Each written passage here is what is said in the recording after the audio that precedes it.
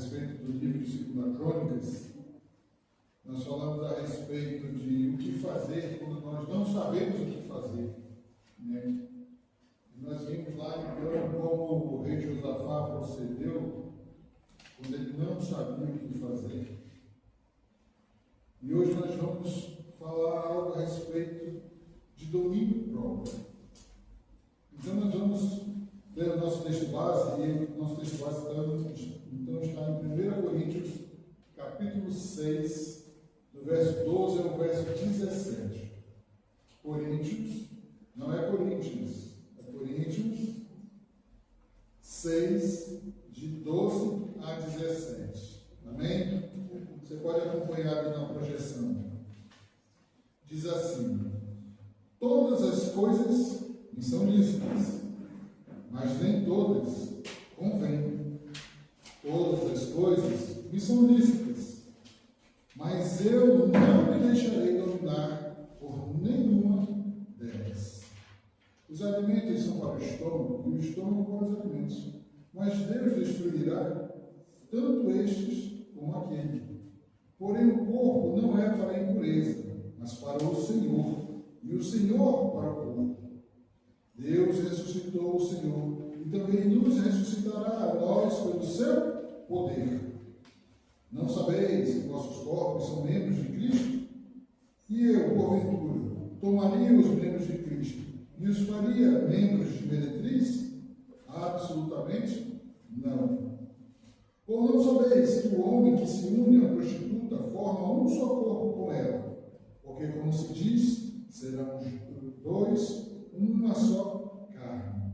Mas aquele que se une ao Senhor é um espírito com ele. Vamos falar junto esse 17. Mas aquele que se une ao Senhor é um espírito com ele. Quando Deus criou Adão e Eva, criou o primeiro Adão, quando ele apresentou Eva, Adão ali naquele momento inspirado pelo Espírito de Deus, ele tem uma pequena fala, ele diz assim: eis aí a mulher, carne da minha carne, osso do meu osso, né? Tu te chamarás varão, porque do varão foste tirado. E há uma continuação que diz assim: então os dois se unirão, deixará pai e mãe, e os dois se unirão e se tornarão uma só carne. Os dois se unirão e se tornarão uma só carne. Esse é o símbolo do casamento. O casamento une duas pessoas que nesta união deixam de ser duas e se tornam uma só. E quando nós nos unimos a Deus através do seu Filho, nós nos tornamos um com Deus. E esse texto de 1 Coríntios 6, o apóstolo Paulo está falando a respeito desta nossa dificuldade em compreender que nós somos um com Deus. E nessa nossa dificuldade de compreendermos que somos um com Deus, nós deixamos muitas das vezes que os nossos próprios desejos se sobressaiam a essa nossa união. É como aquele homem casado, ou aquela mulher casada, que mesmo depois de casado, continua tendo comportamentos de solteiro, né? Você já deve ter conhecido alguém assim, que casou, mas mesmo depois de ter casado, continuou querendo ter comportamento de solteiro. Aí a mulher, vou dar um exemplo mais clássico, né? A mulher está ali em casa, trabalhando a semana todinha, aí o homem trabalhou fora a semana todinha, mas quando chega no final de semana, ele quer jogar sua bola. Ele quer sair para beber com os amigos. E se esquece da esposa. Se esquece da mulher que passou a semana todinha também trabalhando e cuidando dos filhos dele, muitas das vezes, né? Os dois se tornam uma só carne. E este homem que tenta manter a sua vida de solteiro é porque ele não aprendeu a ter alegria na companhia da própria esposa. Ele não aprendeu a ter prazer em compartilhar a vida em sua totalidade, não apenas o momento carnal, sexual, mas a vida na sua totalidade com a sua esposa. Não tem uma conversa, não tem um momento em que os dois compartilhem e sejam uma só carne. Porque só uma só carne é representada na união carnal, através do ato sexual, mas ela é mais ampla, ela vai além. Os dois são um em todos os momentos. E quando nós nos unimos com Deus, Deus espera que nós sejamos um com Ele também em todos os momentos da nossa vida. Então, quando nós falamos no domingo passado sobre obediência, nós aprendemos um pouco e comentamos que a obediência não é tão simples, para Deus não é tão simples como nós imaginamos no nosso consenso mundano ou humano. Né? Nós comentamos que a obediência para o homem, simplesmente, ela é mais simples. Mas que a obediência no plano do homem não é a obediência que Deus espera. Porque o homem, muitas das vezes, ele obedece por medo de ser punido. E a obediência por medo da consequência não é obediência. É o que nós chamamos de coerção. Por que é que você não mata o seu vizinho porque você está com raiva dele? Porque a lei diz que se você matá-lo, você vai preso. Então isso não é obediência, isso é coerção. Da mesma forma que uma pessoa cumpre um contrato na qual ela assinou, ela cumpre aquele contrato não simplesmente por obediência, mas porque existe um documento legal dizendo que se ele não cumprir, ele sofrerá penalidades e acontecerá o que nós chamamos de distrato, será desfeito. Então, obedecer simplesmente porque está escrito na palavra não nos torna obedientes como Deus espera que nós sejamos, nos torna legalistas. Como quando Cristo estava andando com seus discípulos e eles então entraram em meio a uma plantação de milho e começaram a tirar os milhos para comer e chegaram alguns fariseus e disseram: ei, não te é lícito fazer isto, porque é dia de sábado. E aí Jesus os lembra de como o rei Davi entrou no templo de Deus e comeu os pães da proposição, que também não lhe era lícito. Mas ali Jesus estava dizendo: prestem atenção, porque muitas das vezes o que vocês pensam que estão sendo obedientes, vocês estão sendo apenas religiosos. Por um acaso, qual de vocês no sábado não vai pegar o seu animal que está com sede e levar para beber? Existe uma consciência cristã que nós precisamos aprender a tê-la e vivê-la. E para que nós cheguemos à real compreensão do que é a obediência, nós precisamos primeiro aprender a respeito de desejo. Diga para o seu irmão assim: você sabe o que é desejo? Pergunte, fale, você sabe o que é desejo? Aí todo mundo vai dizer assim: eu sei. Né? Eu sei o que é desejo. Né? Todos nós, quando nós fomos criados por Deus, o ser humano, quando foi criado, ele foi criado com desejos. Né? Quando nós olhamos o diálogo que não deveria ter havido entre Eva e a serpente, né? No finalzinho nós lemos escrito o quê? Então Eva viu que o fruto era desejável e o comeu. Eva teve um desejo, era um fruto bonito, era um fruto agradável. E ela, comparando com os outros frutos que ela já deveria ter comido, ela disse: esse também deve ser gostoso com os outros.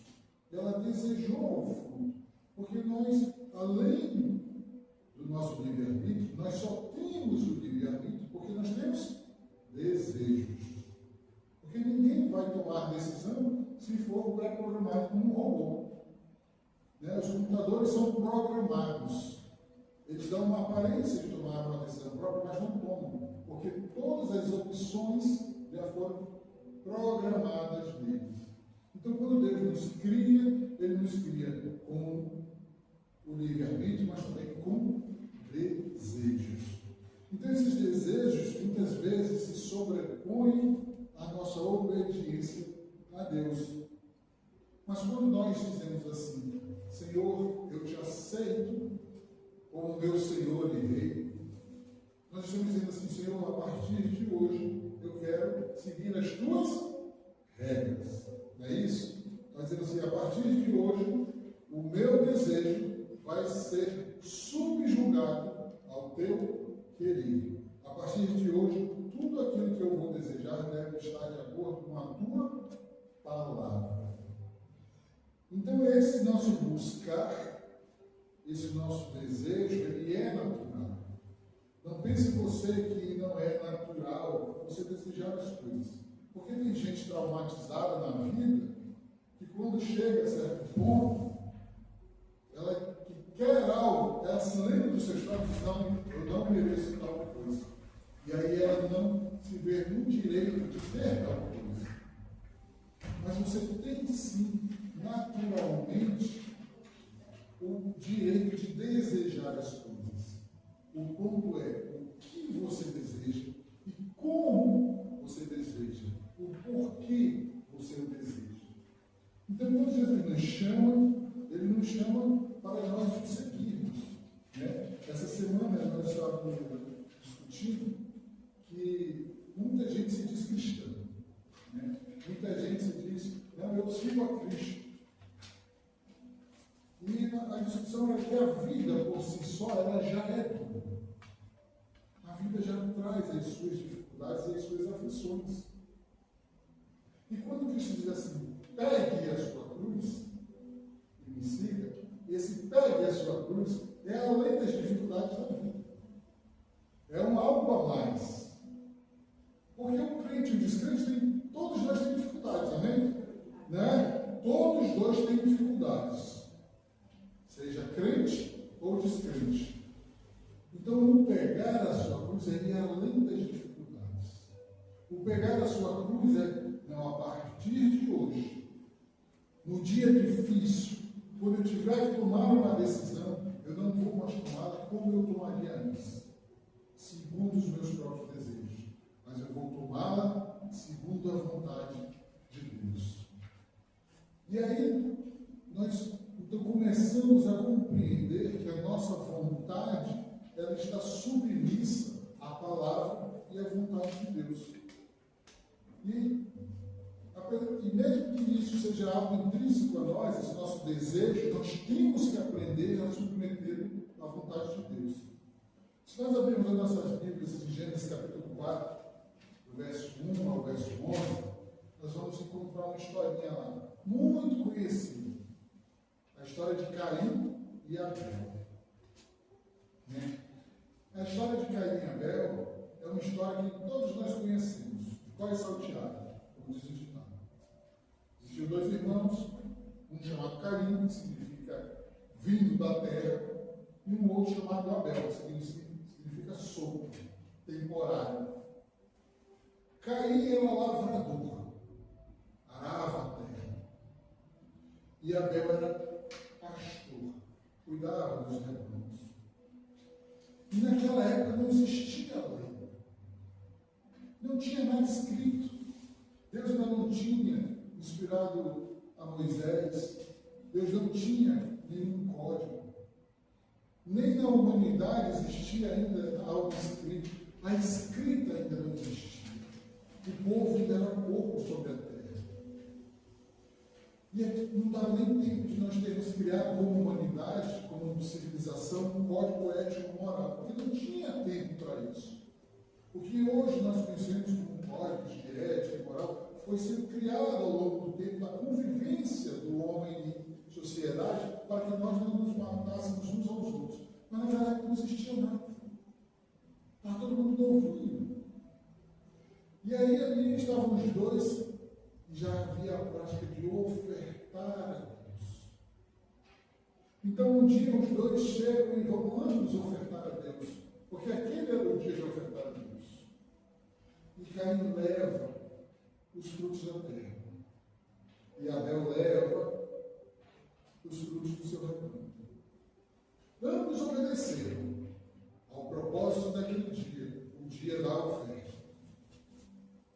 Mas Caim, talvez não sabemos, pela dureza da vida, pela dificuldade de a terra dar aquilo que ele buscava, né?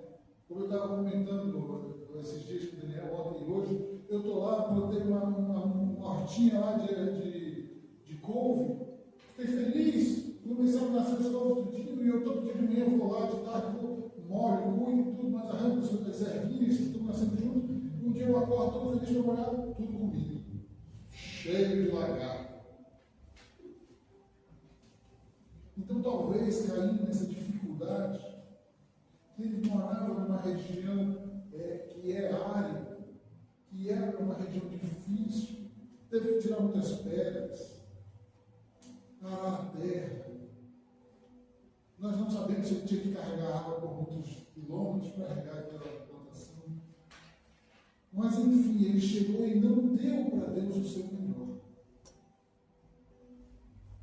Enquanto Abel foi e pegou do meio do seu rebanho que ele tinha o melhor. Abel deu do seu trabalho, da sua dificuldade natural da vida, o seu melhor. Então Caim, ao saber que o dele foi aceito, que o de Abel foi aceito e o seu próprio foi rejeitado, transtornou-se. E nesse transtorno, nesta agonia natural da vida, de ter sido rejeitado, quantas vezes nós somos rejeitados, ele foi e matou o seu próprio irmão.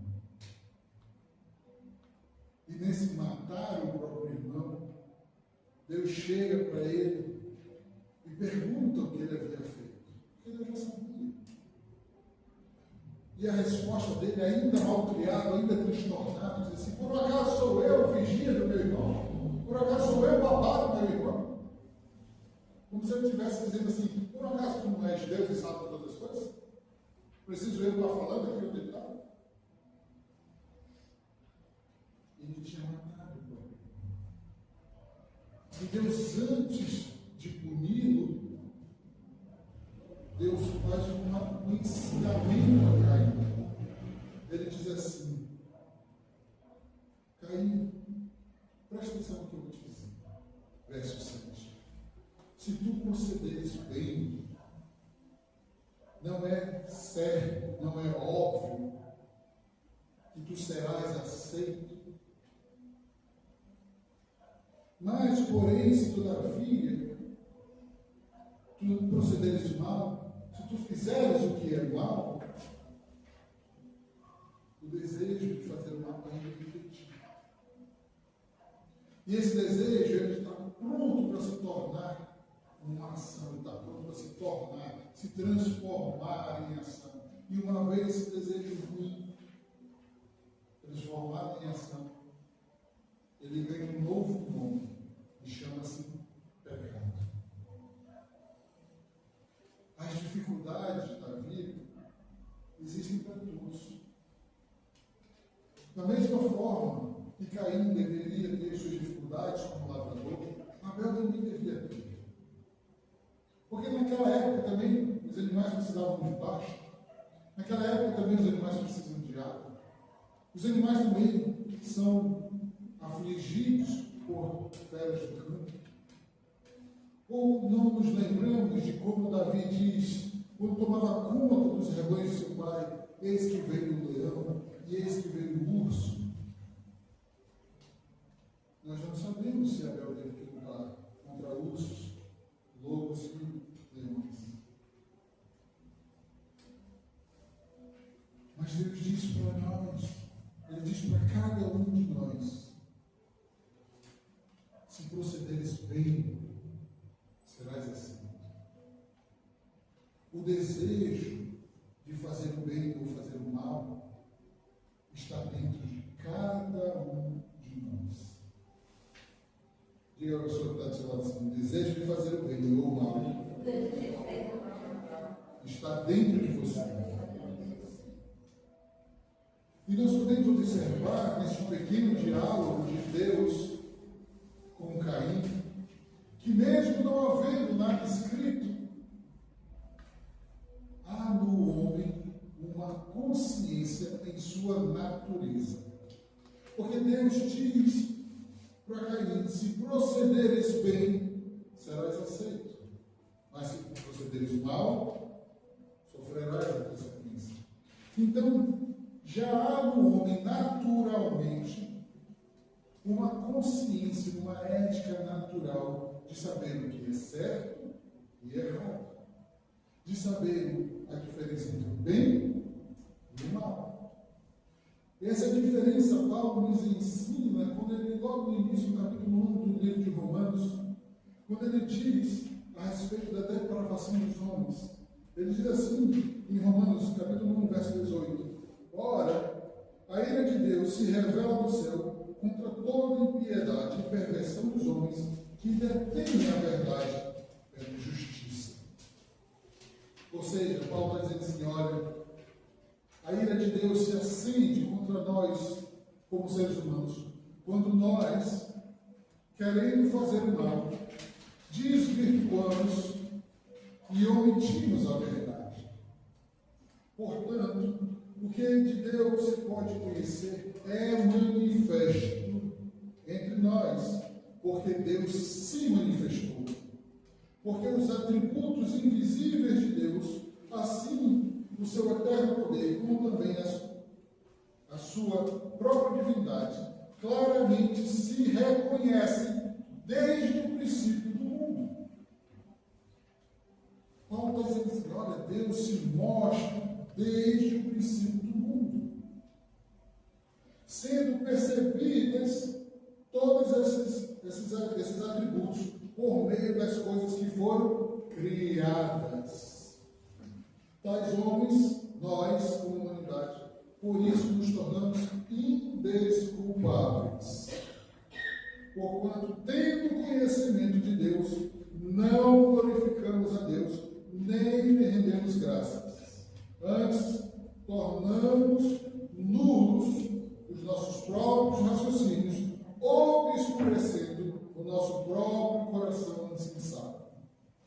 E, nos achando sábios, nos tornamos loucos. Nos achando sábios, nos tornamos loucos. Desde o princípio, o mundo evangeliza a presença de Deus. Ou você acha que quem é que alimenta os pássaros? Como Jesus disse, quem é que veste a flor do campo? Quem bota limite entre o céu e a terra? Quem faz a chuva cair, o sol nascer, a erva brotar todos os dias? Quem alimenta os pequeninos de Deus?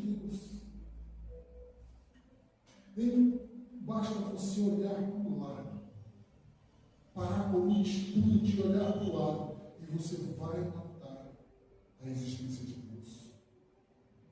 Da mesma forma que basta você parar um instante e olhar para o lado, e vai ver a perversidade dos homens.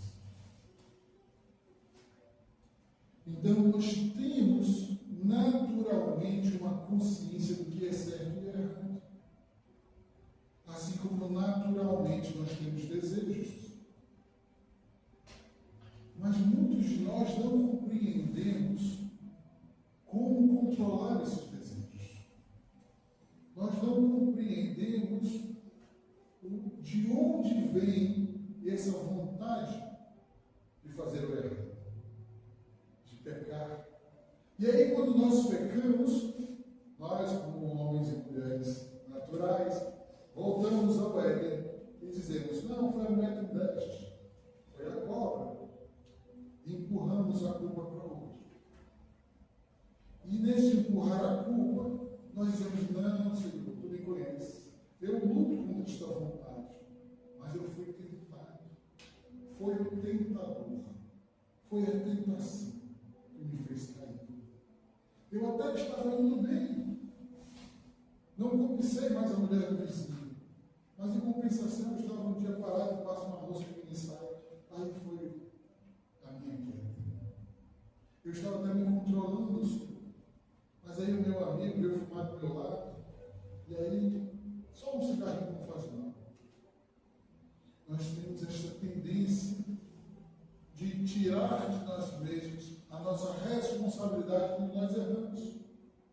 Nós somos ótimos para pedir a recompensa, mas péssimos para assumir os nossos próprios erros. Então, nós precisamos entender que quando nós erramos, nós não erramos por causa da tentação. Diga para o seu irmão que está do seu lado aí: você sabe o que é tentação? Você sabe o que é ser tentado? É? Porque quando nós lemos Mateus capítulo 4, a partir do verso 3, nós encontramos uma frase curiosa que diz assim: então, após Jesus ter sido batizado, o Espírito Santo de Deus o leva ao deserto para ser tentado. Não foi Jesus com os seus próprios perninhos: não, agora eu vou ser tentado, vou ali me cutucar o diabo. Não, o Espírito de Deus o leva. E ele o leva para ser tentado, não para que Jesus pecasse, para que Jesus nos ensinasse algo importantíssimo. Nós somos capazes de vencer a tentação. Então Jesus é levado ali. E a palavra diz: foi Jesus levado ao deserto. E ali ficou 40 dias e 40 noites. E nada bebeu e nada comeu. Então teve fome. Ele não foi tentado no primeiro dia, quando ele estava forte, quando ele estava bem disposto. Ele foi tentado depois de 40 dias, quando as dificuldades se tornaram evidentes, quando as dificuldades gritavam nele. Então, quando Satanás, o tentador, chega diante dele, ele tenta em que área? Ele tenta nas áreas da dificuldade de Jesus. Ei, Jesus, se tu és realmente o Filho de Deus, manda que essas pedras se tornem pães. Jesus disse: nem só de pão viverá o homem, mas de toda palavra que sai da boca de Deus. E ele, conhecendo a Jesus, sabendo quem era Jesus, porque, como diz em Filipenses, Jesus não achou usurpação ser igual a Deus, antes se desfez de toda a glória e se fez em forma de servo, para ser obediente até a morte, e morte de cruz. Ou seja, Satanás sabia, assim como Jesus sabia, que Jesus é o Filho de Deus. Por isso, em João capítulo 17, quando Jesus ora a Deus, ele diz assim: Pai, glorifica-me agora com a glória que eu tenho desde a fundação do mundo. Então ele pega Jesus, leva no alto do templo, diz assim: ei, tu és o Filho de Deus. E a palavra do teu Pai diz que ele não deixará que nada te aconteça, que ele tira as pedras do teu caminho para tu não tropeçares. Então te joga, porque ele dará ordem aos teus anjos para te suportar, e tu não cairás. E qual foi a resposta de Deus, de Jesus? Também está escrito: não tentarás os teus irmãos. Então ele leva Jesus ao mais alto monte e mostra diante de Jesus todos os reinos e glórias dos seus reinos. E diz: tudo isso me foi dado, porque ele conseguiu glória nisso. E eu te devolverei, se prostrado me adorarás. Por que ele fez isso? Porque Jesus é o Rei da glória. Mas estava destituído naquele instante da sua glória. Ele disse: Senhor Jesus, tu pode ser glorificado novamente. E a resposta de Jesus foi: aparta-te de mim, Satanás, porque só Deus prestará sua conta. Só Ele é digno de louvor. A tentação, ela não vai vir naquilo que você controla. Ela não vai vir naquilo que você domina. Ela vai vir naquelas áreas em que você não tem domínio próprio, onde você não consegue conter o seu desejo próprio, a sua consciência, e ver transformar em pecado. Porque nas áreas em que você tem domínio próprio, você não peca. E o motivo da tentação não é me tornar mais forte, é me fazer cair justamente naquelas áreas onde você não tem de domínio. Então nós precisamos aprender que a tentação, ela vai vir de maneira sorrateira. Ela não vai vir gritando. A palavra de Deus diz, pelo apóstolo Pedro, que Satanás é como um leão que fica ao nosso redor. Como um felino que está à espreita, procurando um momento para atacar a presa. E todos os biólogos nos ensinam e sabem que os felinos, eles nunca atacam quando você está olhando para eles. Se você encontrar uma onça no meio da floresta, não vire as costas para ela, nem corra. Pare e a encare. É isso que eles nos ensinam. Então a palavra nos diz que Satanás é como um leão que fica ao nosso redor, esperando o momento que nós nos distraímos. E quando nós somos distraídos, ele vem nos pega. Quando nós nos distraímos naquilo que nós desejamos. Porque como diz Tiago, no capítulo 1, verso 14, no verso 15, cada um de nós é tentado pelo nosso próprio desejo. Não é pelo desejo do fulano, não é pelo desejo do ciclano, mas é pelo nosso próprio desejo.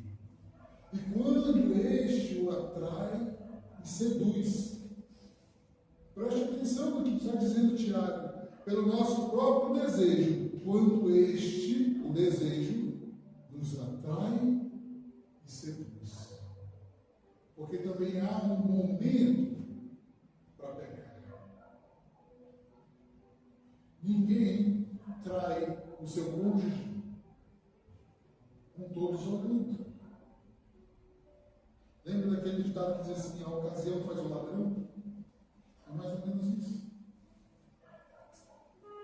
O pecado se consuma quando há a possibilidade de ser consumado. Olha, não tem ninguém olhando. Ele tem um bolso. Olha, minha mulher viajou, vou aproveitar. Olha, meu chefe não viu. Vou fingir aqui que trabalhei o dia todo. É um momento propício. Então, o nosso próprio desejo vai dizer assim: olha, dá para fazer. Faz aí. Aí nós fazemos. Porque nós queríamos. Porque é o nosso próprio desejo. Então, uma vez nosso desejo satisfeito, se torna pecado. E o pecado, sendo consumado, a sua consequência é a morte. Não existe pecado voluntário sem desejo próprio. Vamos repetir isso. Não existe pecado voluntário sem desejo próprio. Ah, pastor, por que você está dizendo que pecado voluntário? Porque a palavra diz: não matarás. Mas, às vezes, você está dirigindo, vem um acidente, pô, você seguiu as regras de trânsito, mas foi um acidente, uma pessoa morreu. Não foi voluntário. E a palavra de Deus diz que, neste caso, você está perdoado.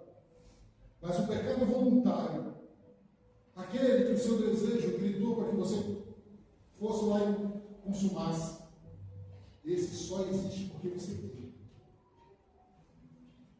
Ah, Senhor, não é assim. É assim sim. É assim. Toda vez que você mente, você mentiu porque você quis. Você tinha a possibilidade de dizer a verdade. Ah, mas o outro vai se zangar. Aí é outra coisa. Aí é outra coisa. Ah, mas eu não fofoco, eu só comento os acontecimentos. Você é fofocar, irmão. E Deus diz: não faça fofoca. Né? É difícil. Pare de assistir o Nelson Rubens. Né? Mas, enfim, não existe pecado voluntário. eu queira consumar aquele pecado. Mas da mesma forma, a palavra nos ensina, em 1 Coríntios 10:13, que não sobreveio sobre nós tentação que não seja humana. O que é isso? Mas não é o diabo, o tentador, mas ele tenta com coisas humanas. Porque a tentação é sobre os nossos próprios desejos. Então Paulo diz em 1 Coríntios 10:13, não sobreveio sobre nós tentação que não fosse humana, mas Deus é fiel e não permitirá que vocês sejam tentados além do que podem suportar. Antes, quando forem tentados, Ele mesmo, Deus, providenciará uma saída para que o possam suportar. A palavra não diz, em momento algum, que nós não teremos tentações. Em nenhum lugar a palavra diz assim: Deus não deixará vocês serem tentados. Nem quando Jesus nos ensina, o que nós conhecemos como a oração do Pai Nosso, a oração dominical, Ele nos diz assim: Pai, não deixe eles serem tentados. O que tem lá é: Pai, não deixa nós irmos à tentação. Não deixa nós chegarmos no ponto de sermos tentados. Porque a tentação é uma realidade. Mas da mesma forma que nós somos tentados, a palavra diz e garante que toda tentação que nos vem é uma tentação que nós somos capazes de suportar. Nós somos capazes. Quando vem aquele comichão de fofocado, você se segura. Né? Ainda hoje, a irmã Cida está aqui, nós fomos um almoço na casa da Isabel. E aí tem um bolo da Deca. É um bolo que ela traz a nata lá para Porto Alegre. Comi 2 fatias. Gostoso. Aí a Cida vem, pega o meu pix e diz assim: vai comer mais? A vontade era comer o bolo todo. Eu digo: aquele bolo não pesa, é uma massa leve. Aí diz assim: não, Cida, vontade não me falta, mas não devo. Olha o tamanho do bucho. E ela levou. Então não vem sobre nós tentação além do que aquilo que a gente pode suportar. E outra coisa, Deus não nos tenta. O que está dizendo aqui é que Deus não permitirá que uma tentação maior do que a gente possa suportar chegue até nós. Mas não é Deus que nos tenta. Em Tiago 3 ele diz assim: ninguém, ao ser tentado, diga: sou tentado por Deus. Porque Deus não pode ser tentado, nem a ninguém tenta. Deus não tenta ninguém. Deus toma conta para que nós não sejamos tentados além daquilo que nós podemos suportar.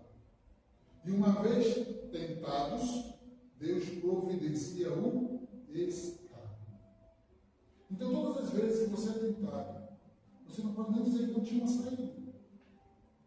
Você não viu a saída. Você não percebeu o escape que Deus deu. Mas Deus dá o escape. E quem é esse escape? Esse escape tem um nome. Esse escape é uma pessoa. Em 1 Coríntios 6,12, diz assim que nós lemos: todas as coisas me são lícitas, mas nem todas me convêm. Todas as coisas me são lícitas, mas eu não me deixarei dominar por nenhuma delas. Não me deixarei dominar por nenhuma delas. Esse é o princípio da liberdade cristã. Nós temos domínio sobre o pecado. O que Cristo levou na cruz não foi simplesmente os nossos erros passados. Também foi. Mas ele ganhou algo maior do que isto. Ele ganhou domínio sobre o pecado. O que é isso, pastor? É que que a partir de Cristo, em Cristo, nós podemos suportar toda tentação. Diga amém. Em Cristo, você pode suportar todas as tentações, mas é em Cristo. Porque o Maurício, o Daniel, o Nico, não suporta. Quando Deus diz assim, não sobrevirá sobre vocês tentação além daquilo que vocês podem suportar, esse suportar não é natural, é em Cristo. Porque a nossa natureza é uma natureza decaída, é uma natureza pecaminosa. Quem nos faz santos e limpos é o Espírito de Deus em nós, é Ele que nos fortalece em nossa fraqueza. Então, o segredo de suportar aquilo que nos tenta, o segredo de tomar a decisão certa é dominar-se a si próprio. Não me deixarei dominar por nenhuma coisa. Nenhuma. Seja uma coisa lícita ou uma coisa ilícita. Aqui não diz, Paulo não diz em Coríntios 6,12, não, vou dominar somente aquilo que eu não devo fazer. Não, diz dominar qualquer coisa. Porque mesmo uma coisa lícita, se você não tiver domínio próprio, ela se tornará um exagero ou uma omissão, um pecado. Simples. Então, o segredo é ter domínio próprio. Mas muitas pessoas continuam pecando porque lhes falta o domínio próprio. E a falta do domínio próprio acontece por falta de conhecimento da palavra, do Espírito e sobre o Espírito de Deus. Se eu lhe perguntasse hoje, a palavra de Deus diz que o Espírito Santo faz morada em você. Amém? Quem disse aqui? O Espírito Santo faz morada em você. Amém. Que assim seja. A palavra diz, o Espírito Santo faz morada em você. Agora eu vou completar a pergunta. Você sente essa morada? Sim ou não? Você acorda e sente algo diferente em você? Sim ou não? Nós vamos dizer que sim, nós vamos dizer que não. Não, quando eu oro eu sinto um. Mas no dia a dia, você está lavando o louça, você está lá no trabalho no computador, ou está lá no trabalho tirando uma radiografia. Você sente algo diferente em você? Porque o Espírito vive em você? Não sente. Só quando você presta atenção, né? Não sente. Em 99% do tempo do dia você não sente. Não sente. A verdade é que você não sente. Por quê? Porque o Espírito não está lá? Ele está lá. A palavra diz que ele está lá? Não, ele está lá. Ele está dentro de cada um de nós. Mas nós não sentimos o Espírito em nós, porque nós não temos a fé de que ele está lá. Ah, pastor, eu tenho fé sim. Irmão, seja sincero com você mesmo. Se você tivesse uma fé de sentir constantemente o Espírito dentro de você, você seria outra pessoa. A verdade é essa. Você não teria vergonha nem medo de orar com doente. Quantos crentes, digo crente, crendo em Cristo, quando aparece um doente, não vai lá e impor as mãos sobre ele e ungir com óleo e declarar a cura? Mas o Espírito não está em você. É sua responsabilidade curar o doente, sim ou não? Não. Então por que você não ora? Não, é o Espírito que está em você que vai agir no doente? É fé. É a falta de fé. Nós precisamos primeiro ter fé. Fé. Simples, a fé. Porque a palavra de Deus diz que todo aquele que se aproxima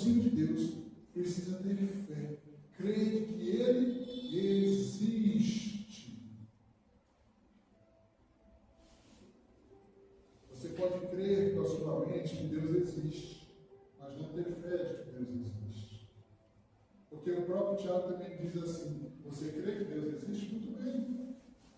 Até Satanás também crê.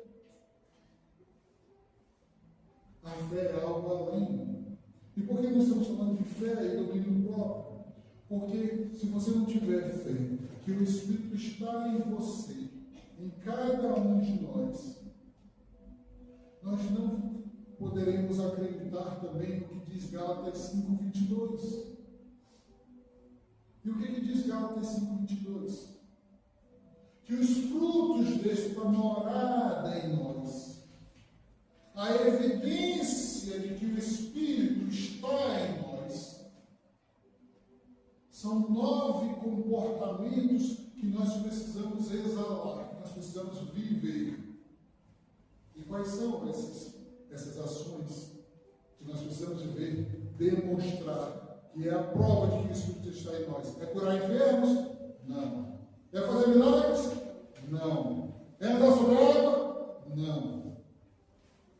É sermos amorosos. É sermos alegres. É sermos mansos. É sermos bondosos. É termos fé.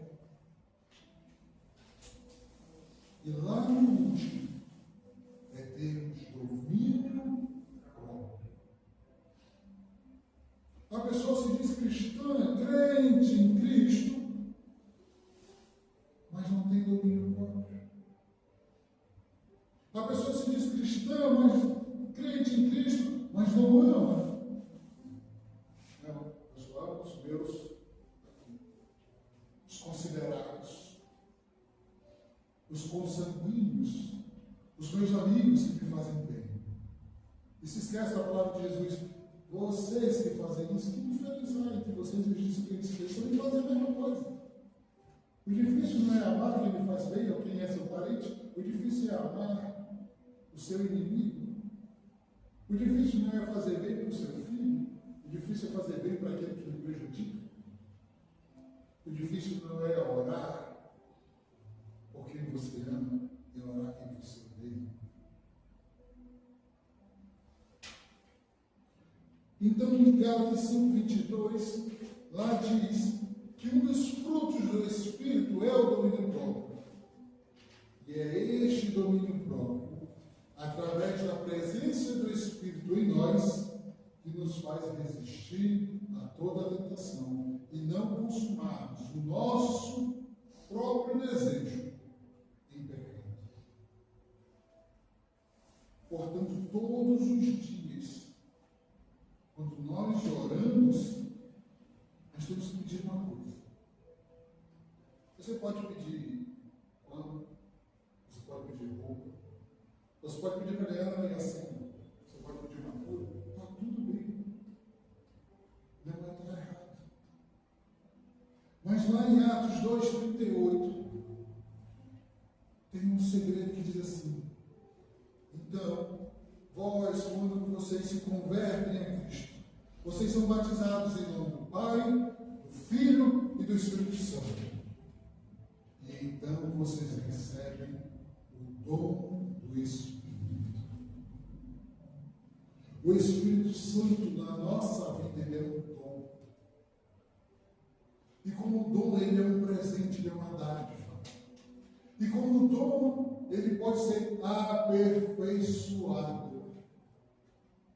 A gente não tem o hábito de pedir de Deus que o Espírito Santo em nós seja aperfeiçoado. Como é isso, pastor? É pedir que todos os dias Deus derrame sobre nós o dom do Espírito cada vez mais. Cada vez mais. Senhor, derrama sobre mim o teu Espírito. Derrama sobre mim o teu Espírito, Senhor. O dom do Espírito sobre mim. Porque Paulo nos ensina a buscar os melhores dons. Buscar os melhores dons. Tem gente que se preocupa: não, Senhor, dá o dom da cura.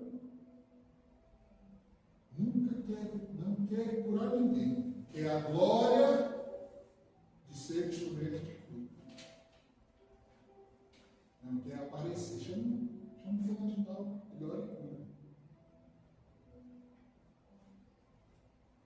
Buscar os melhores dons. Quantas vezes você pediu a Deus do Senhor, me batiza com o dom do amor, me batiza com o dom da fé, me batiza com o dom da esperança? Quem pede esperança a Deus?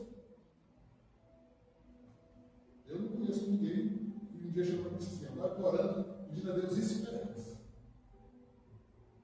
Se você conhecer alguém que fez isso, me diga que eu vou lá conversar com esse camarada, para saber a motivação que ele está pedindo esperança. Porque o que nós achamos natural, nós já pedimos. Não, eu já tenho esperança. Eu preciso de esperança. E ela vai, nós não pedimos. Você pede pão quando você tem pão? Sim ou não? Não. Você pede água quando não está com sede? Não, beba água aí que eu estou satisfeito de água, mas vou beber mais. Não, nós não fazemos isso. Peça os melhores dons. Peça todos os dias para que o Espírito se multiplique na sua vida. Quando você estiver cheio do Espírito, você se torna um com Deus. Porque a mesma palavra, lá em Romanos, capítulo 14, diz assim: quando nós estamos cheios de fé, nós cremos que Cristo veio, morreu por nós e ressuscitou por nós, e nós seremos ressuscitados junto com Ele. E o Espírito, o seu poder, é que efetua todas essas coisas em nós. Fé e o Espírito. Todos nós precisamos de domínio próprio. Amém? Está ficando de pé.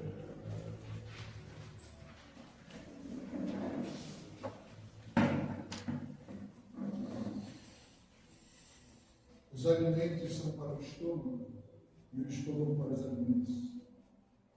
Mas Deus destruirá tanto um quanto o outro. O apóstolo Paulo está dizendo assim: olha, todas as coisas neste mundo são passageiras. Mas é disso que você tenha uma vida boa. Não é errado você pedir a Deus e ter uma vida boa. Não é errado. O errado é você amar mais esta vida boa do que a Deus. Isso é errado. Tenha a consciência de que é bom ter uma vida boa, mas saiba que melhor ainda é ser um com Deus. Porque no dia que a vida não lhe for boa, você vai ter a alegria e a paz e a mansidão e o domínio próprio de saber que aquilo é passageiro. Porque no dia ruim, quando você é um com Deus e tem o domínio próprio, você vai fazer igual o Jó. Quando o outro disser assim: rapaz, tua vida é ruim, do que te adianta esse Deus? Amaldiçoa esse teu Deus e morre logo. Você vai dizer: falas como um louco. Pensas que é sábio e não vês que é louco. Por um acaso não nasci nu? Por um acaso não vim a este mundo sem nada? Por um acaso, quando eu morro, eu levo alguma coisa? Por um acaso, quando eu nasci, Deus já não era Deus, e quando eu morrer, Deus vai continuar sendo Deus? Então te aparta de mim. Ser um com Deus é o que nos traz o domínio próprio. É o que nos traz a tranquilidade e a serenidade e a consciência e o discernimento para, diante da situação ruim, nós tomarmos a decisão correta. De nós termos a coragem de tomar a decisão correta. Coragem. Porque só o amor a Deus nos torna verdadeiramente livres e corajosos, despretensiosos de tudo e qualquer coisa. Mas é preciso ter fé. Ele mora em você, creia nisso. Viva como se Ele morasse em você. Viva porque Ele mora em você.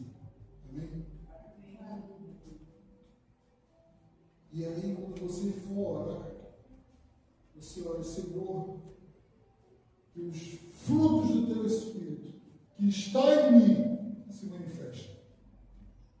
E aí você vai começar a lutar com você mesmo, mas não vai mais lutar sozinho, porque o Espírito vai começar a se manifestar na sua vida.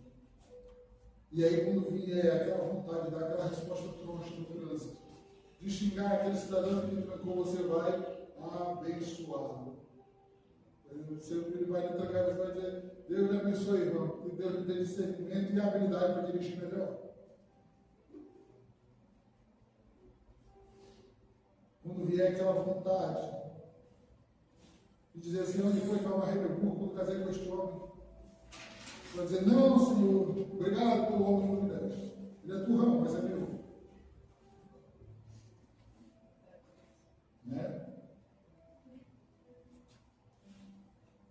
Ou quando tudo desmoronar, quando tudo parecesse não ter mais solução, você vai dizer assim: meu Senhor, eu não posso acrescentar um segundo na minha vida. Eu não sei o dia de amanhã. Talvez ainda seja pior do que o de hoje. Mas eu também sei que um dia eu estarei contigo em um lugar onde não há choro, nem dor, nem tristeza, nem morte, nem noite. Apenas a tua glória, a tua paz e a tua alegria.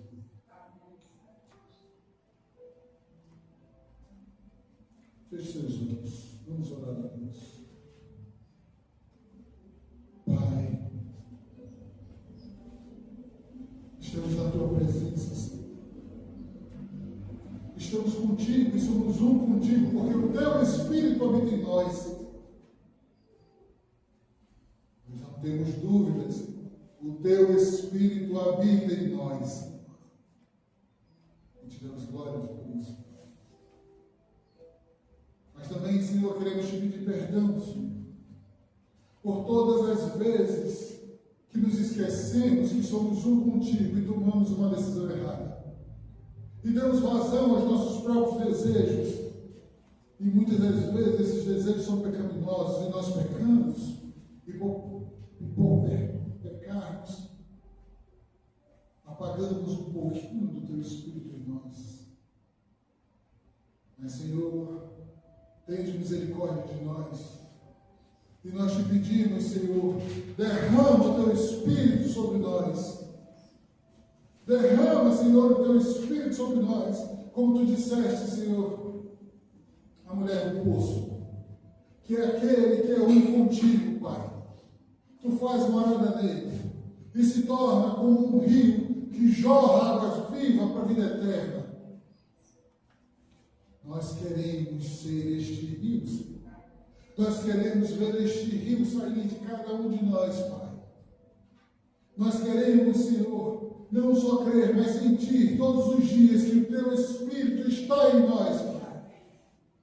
A ponto, Senhor, de teu Espírito nos constranger, a ponto de teu Espírito nos ensinar todas as vezes, Senhor, que nós, porventura, tenhamos um pensamento errado, para tomar uma decisão errada, e tu poderes dizer: ei, para, pois eu sou um contigo.